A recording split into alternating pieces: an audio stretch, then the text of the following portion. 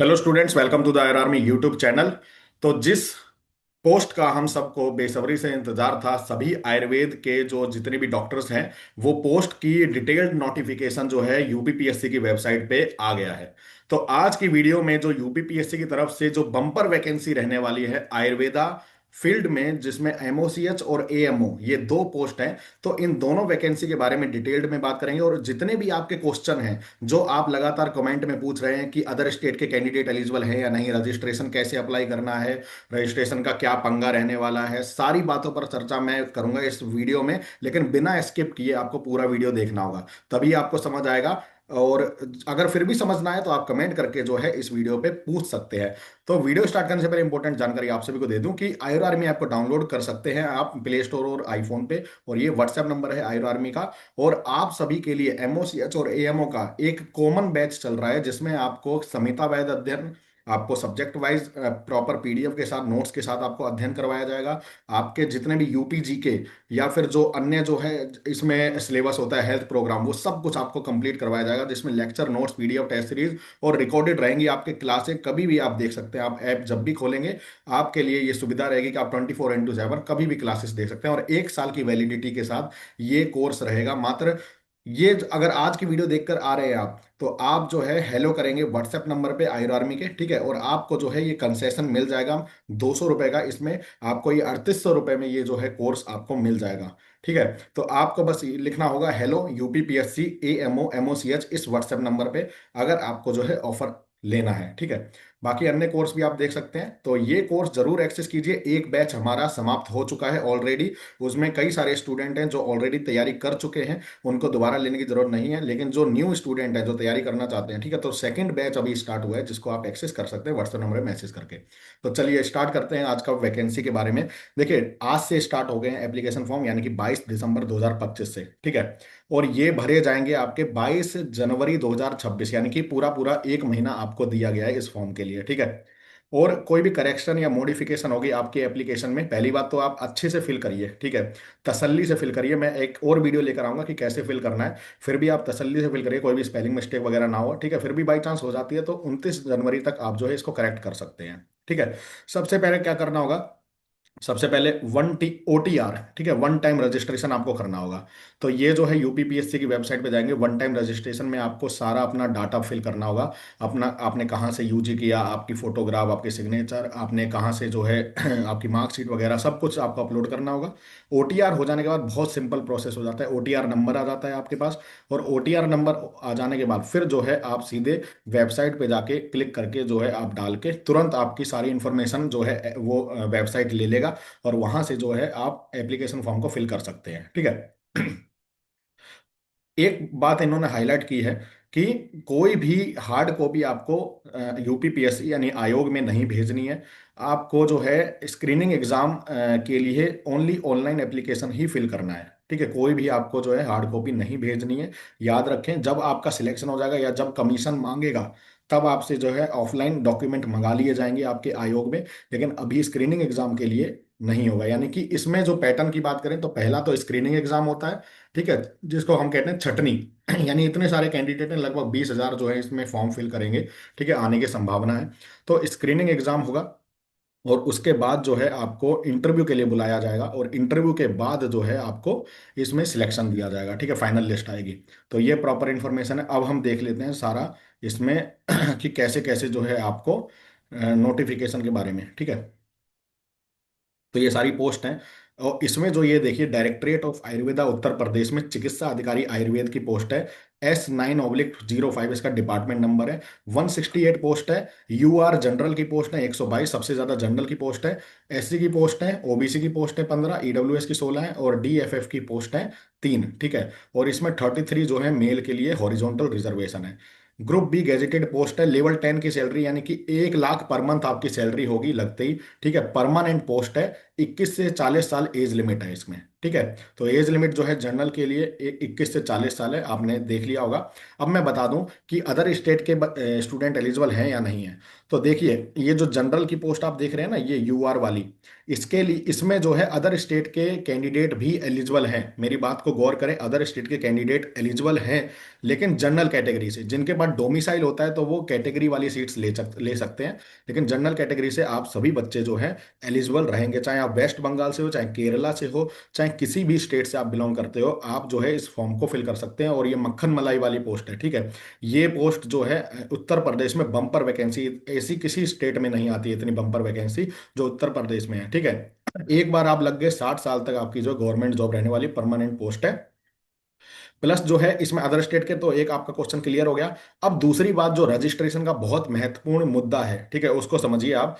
Registration देखिए मांगा जाता है इसमें, ठीक है। अभी मैं आपको बात करता हूँ, अभी मैं बताता हूँ। देखिए यहाँ पे जब आप क्लिक करेंगे तो ये जो है एक एमओसीएच की भी पोस्ट है, ठीक है। Department number S9, medical officer community health, और ये सबसे ज्यादा बम्पर वैकेंसी है 884, जिसमें 318 जनरल की हैं, एससी की 180, एसटी 19।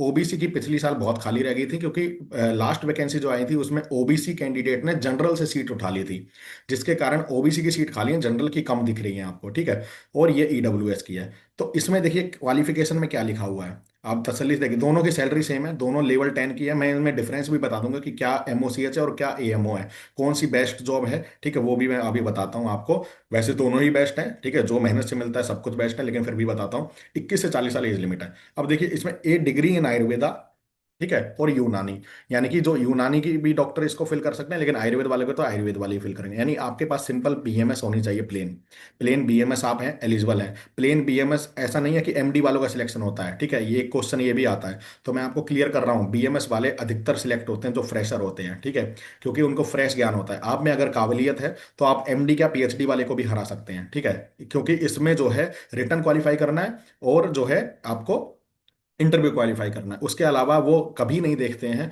ना इंटरव्यू में ना वैसे, कि एमडी हैं आप या क्या है, पीएचडी हैं। आपकी नॉलेज देखी जाती है, नॉलेज है तो आपका सिलेक्शन हो जाएगा। दूसरा, रजिस्ट्रेशन एज वैद्य और hakim with board of Indian medicine Uttar Pradesh, ठीक है, ये लिखा हुआ है। यानी कि आपका जो है रजिस्ट्रेशन उत्तर प्रदेश में होना चाहिए। अब इस पे बात कर लेता हूं मैं, ठीक है। बहुत सारे स्टूडेंट हैं जो अदर स्टेट के हैं, उनका अदर स्टेट में जो है रजिस्ट्रेशन होगा, तो आप फिल कर सकते हैं इस एप्लीकेशन फॉर्म को।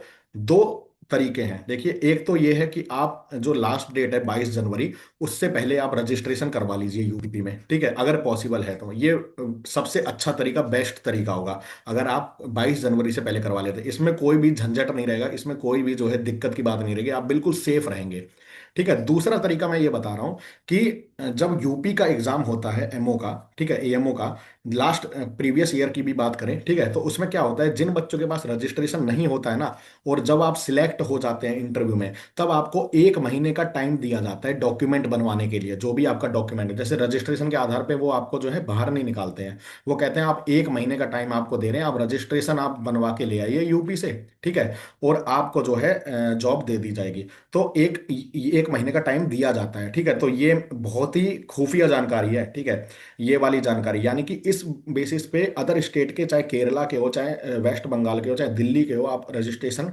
के बिना भी इस फॉर्म को फिल कर सकते हैं। आपको एग्जाम भी देने दिया जाएगा, और बाई चांस आप सिलेक्ट भी होते हैं इंटरव्यू में, ठीक है, तो इंटरव्यू के बाद जो है आपको 1 महीने का टाइम दे दिया जाता है कि आप रजिस्टर, और फिर एक दिन में क्या, 1 महीने में क्या, इंसान जिसका सिलेक्शन होता है वो 10 दिन में भी, चाहे कैसे भी हो, हाथ पैर मार के किसी भी तरह वो रजिस्ट्रेशन करवा के ले ही आता है, ठीक है, क्योंकि एक इस मक्खन मलाई वाली जॉब जो मिलती है, ठीक है, उसके लिए पूरी दुनिया मेहनत कर रही है, आयुर्वेद जगत के सारे जो हैं, चाहे बीएमएस, एमडी, पीएचडी हो, ठीक है। तो इस जॉब के लिए सभी वर्षों से तैयारी कर रहे हैं, महीनों से तैयारी कर रहे हैं। हमारा एक बैच तो कंप्लीट हो ही चुका है, जिसमें लगभग 100+ स्टूडेंट जो हैं पहले से ही तैयारी करके बैठे हैं, पहले से ही प्री प्रिपेयर करके बैठे हैं कि उनको जो है एग्जाम आए और वो तैयार बैठे हैं, ठीक है। तो इसलिए जो है आपको, आप बिना रजिस्ट्रेशन के भी फिल कर सकते हैं, बस अदर स्टेट में आपका रजिस्ट्रेशन होना चाहिए, ठीक है, कहीं ना कहीं रजिस्ट्रेशन होना चाहिए जब आप फॉर्म फिल कर रहे हैं, परमानेंट रजिस्ट्रेशन, ठीक है। तो एक बात आपको समझ में आ गई। दूसरी बात, एक स्टूडेंट ये भी पूछता है कि इंटर्नशिप मेरी क्या डेट है, ठीक है, मतलब मैं कब तक क्वालिफाई होऊंगा। तो जिनकी इंटर्नशिप बच्चा सुन लो ये, जिनकी इंटर्नशिप जो है 22 जनवरी 2026, यानी कि जो लास्ट डेट है एप्लीकेशन फॉर्म भरने की, तब तक जो है आपकी कंप्लीट हो गई है इंटर्नशिप, ठीक है। बेशक आपकी 21 को हो, चाहे पूरे 22 जनवरी को ही हो, तो आप एलिजिबल हैं इसके बाद जिनकी हो रही है, चाहे फरवरी में हो रही है चाहे मार्च में हो रही है, वो एलिजिबल नहीं है, मैं पहले ही बता रहा हूँ, ठीक है। क्लियर कट बता रहा हूँ, एलिजिबल नहीं है, आपको निकाल दिया जाएगा। आप मेहनत भी मत करिए, बेकार में जो है आपकी मेहनत बेकार जाएगी, ठीक है। इसमें आपको निकाल दिया जाएगा अगर आप रिटर्न क्वालिफाई भी कर लेते हैं, चाहे इंटरव्यू में पहुंच जाए, इंटरव्यू देने ही नहीं दिया जाएगा, ठीक है। क्योंकि मेरे सामने बहुत सारे स्टूडेंट को निकाला गया था जिनकी इंटर्नशिप जो है कंप्लीट नहीं हुई थी एग्जाम की लास्ट डेट तक, ठीक है। तो याद रखें 22 जनवरी कट ऑफ है 2026, इसकी जो है इंटर्नशिप की लास्ट डेट, ठीक है। तो एक क्वेश्चन ये भी आपका सॉल्व हो जाता है। आई होप आपको समझ आ रहा होगा, ठीक है। अब बात कर लेते हैं, इसमें लिखा है at least 6 month professional experience in state Ayurvedic यूनानी एलोपैथिक हॉस्पिटल और डिस्पेंसरी। तो 6 महीने का एक्सपीरियंस आपका होना चाहिए। तो 6 महीने का आप एक्सपीरियंस बनवा सकते हैं तो वेल एंड गुड, ठीक है। नहीं भी बनवाते हैं तो ये ज्यादा इंपॉर्टेंट नहीं होता है, ठीक है। इसका मतलब ये होता है इंटर्नशिप आपने की हो 6 महीने की, यानी आपकी इंटर्नशिप पूरी कंप्लीट होनी चाहिए, ठीक है। बस ये है। आपने अगर बनवा रखा है तो अच्छी बात है, आपका यूपी में अगर एक एक्सपीरियंस है तो आप एक्सपीरियंस बनवा सकते हैं, ठीक है। वेल एंड गुड है, लेकिन ये बहुत ही इंपॉर्टेंट पॉइंट नहीं है, ठीक है। लोगों को जॉब दे दी जाती है, रजिस्ट्रेशन और बीएमएस की डिग्री बस ड्यू डेट से पहले होनी चाहिए, ठीक है। बाकी इसमें एमडी अगर जिसके पास है उसको डिजायरेबल में रखा गया है, ठीक है, उसको 10 मार्क्स जो है इंटरव्यू में एक्स्ट्रा मिल जाते हैं, बस यही है, ठीक है, और कुछ नहीं है। तो ये मैंने सारी बातें आपको बता दी, आई होप आपको समझ आ गया होगा, ठीक है। फिर भी कोई क्वेश्चन है तो आप कमेंट करके पूछ सकते हैं, लेकिन मैंने लगभग सारी बातें बता दी है। अब मैं बात कर लेता हूं कि एमओसीएच और एएमओ, ये दोनों में डिफरेंस आखिर है तो है क्या, ठीक है। देखिए एमओसीएच और एमओ में डिफरेंस ये है कि एमओसीएच जो है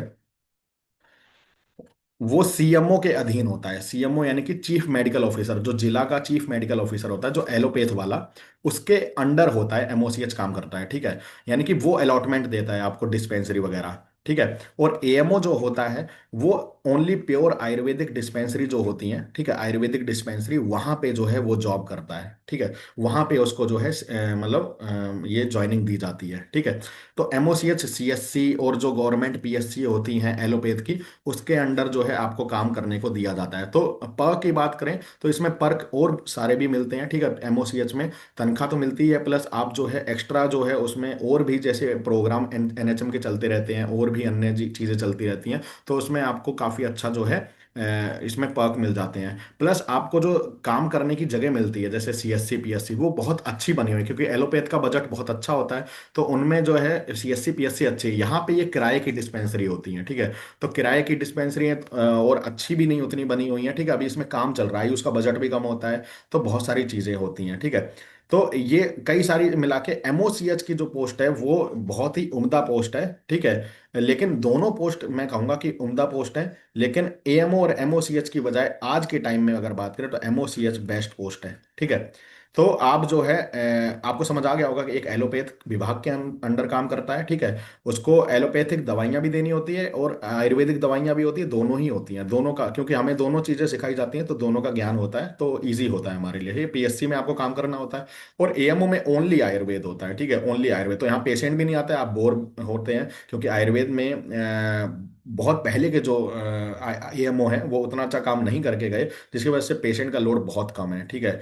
तो लेकिन रहना पूरा पड़ता है आपको, जॉब पूरी है, बहुत स्ट्रिक्टनेस हो गई है। आधार कार्ड लिंक्ड आपकी जो है इसमें जो है आपकी प्रेजेंट एब्सेंट लगती है, तो आना पड़ेगा दोनों में। ऐसा नहीं है कि घर बैठे आप जॉब कर लेंगे, ऐसा किसी में नहीं है, ठीक है ना। मैं सजेस्ट करूंगा ऐसा करना भी चाहिए, मेहनत करिए, आप मेहनत करके आइए, आप 100% दीजिए अपनी जॉब में। लेकिन दोनों पोस्ट के बारे में मैंने बता दिया, ठीक है। तो मैंने सारी जानकारी आप सभी को दे दिया, आई होप आपको समझ आ गया होगा, ठीक है। और इसमें जो है एज रिलैक्सेशन जो मिलता है, ठीक है, उसके बारे में भी यहाँ पे लिखा होगा, एज रिलैक्सेशन जो होता है, ठीक है। और ये जो है सारी पीएच कैंडिडेट हैं उनके लिए सर्टिफिकेट वगैरह हैं जो आप देख सकते हैं, ठीक है। और इसमें जो है eligibility, date of calculation of age जो है वो 1 जुलाई 2025 माना गया है, ठीक है। 1 जुलाई 2025 माना गया है। Condition for eligibility in case of emergency commission short commission officer for age relaxation, ठीक है। तो एज रिलैक्सेशन में यहाँ पे लिखा हुआ है, एक बार देख लेते हैं, आर्मी नेवी ऑफिसर इन सब के लिए लिखा गया है। बाकी जो है ओटीआर से जो है आपको करना है, ठीक है। और डिटेल्ड एप्लीकेशन फॉर्म, मैंने सारी बातें आपको बता ही दी हैं, ठीक है। फिर भी हम एक बार देख लेते हैं ऊपर से कि अगर कुछ स्किप हुआ होगा, अगर कुछ बचा होगा तो मैं बता दूंगा आपको।